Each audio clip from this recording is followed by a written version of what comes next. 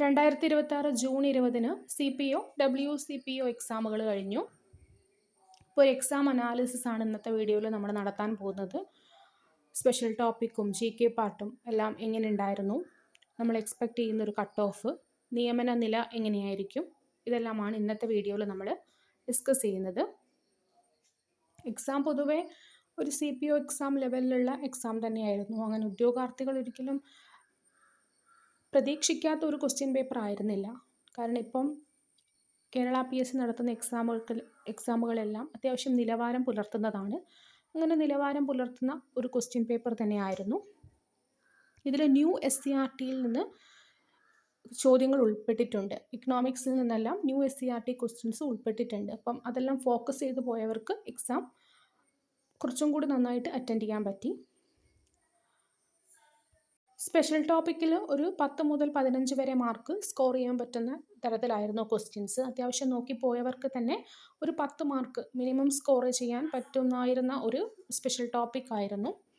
മലയാളം ചില ക്വസ്റ്റ്യൻസ് നല്ല ടഫായിരുന്നു.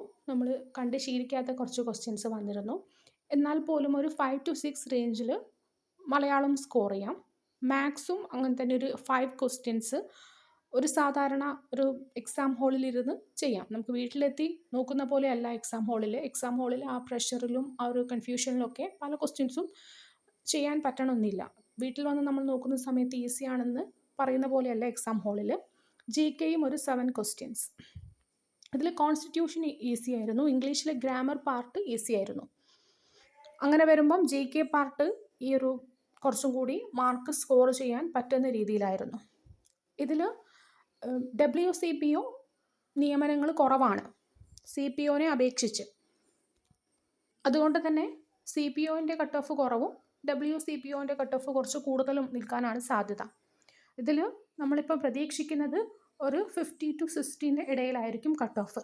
അതിൽ തന്നെ CPO മേ ബി ഒരു 50 to 53 കട്ട് ഓഫ് വരാനും WCPO മേ ബി ഒരു 60 അടുത്ത് കട്ട് ഓഫ് വരാനുമാണ് ചാൻസ്. നമുക്ക് കൃത്യമായിട്ട് എത്ര വേക്കൻസീസ് ഉണ്ട് എന്നറിയില്ലെങ്കിൽ പോലും മറ്റ് എക്സാംസുകളെയൊക്കെ CPO എക്സാം എല്ലാം കമ്പയർ ചെയ്തും ഇതിൻ്റെ ഒരു വേക്കൻസി ഒരു എക്സ്പെക്റ്റ് ചെയ്യുന്ന നമ്മളൊരു 200 നിയർ ആണ്. അതുകൊണ്ട് തന്നെ കുറച്ച് മാർക്കിൻ്റെ വേരിയേഷൻസ് വരാനുള്ള ചാൻസ് ഉണ്ട്. ആൻഡ് ഓൾസോ നമുക്ക് ഫൈനൽ ആൻസർ കീ എല്ലാം വരാനുണ്ട്. ഫൈനൽ ആൻസർ കീ വരുന്ന സമയത്ത് ഡിലീഷൻസ് ഉണ്ടാവാം. മേ ബി നമ്മൾ എക്സ്പെക്റ്റ് ചെയ്യുന്ന രീതിയിലാവണം എന്നില്ല ആൻസർ. ചില ആൻസറിൽ മാറ്റങ്ങൾ വരാം. അങ്ങനെയെല്ലാം അതിലൊരു മാറ്റങ്ങൾ സംഭവിക്കാം. അപ്പം ഇതൊരിക്കലും ഒരു ക്ലിയർ കട്ട് ഓഫ് അല്ല. റേഞ്ച് മാറാനുള്ള ചാൻസ് ഉണ്ട്. എന്നാൽ പോലും ഏകദേശം ഒരു 50 to 60 എടുത്ത് തന്നെ കട്ട് ഓഫ് വരാനാണ് ചാൻസ്. നിങ്ങളുടെ മാർക്ക് തീർച്ചയായും കമൻറ്റ് ചെയ്യുക. അപ്പോൾ നമുക്ക് കുറച്ചും കൂടി വ്യക്തമായ ഒരു ഐഡിയ കിട്ടും ഉദ്യോഗാർത്ഥികളുടെ മാർക്ക് നില എങ്ങനെയാണ് എന്നുള്ളത്.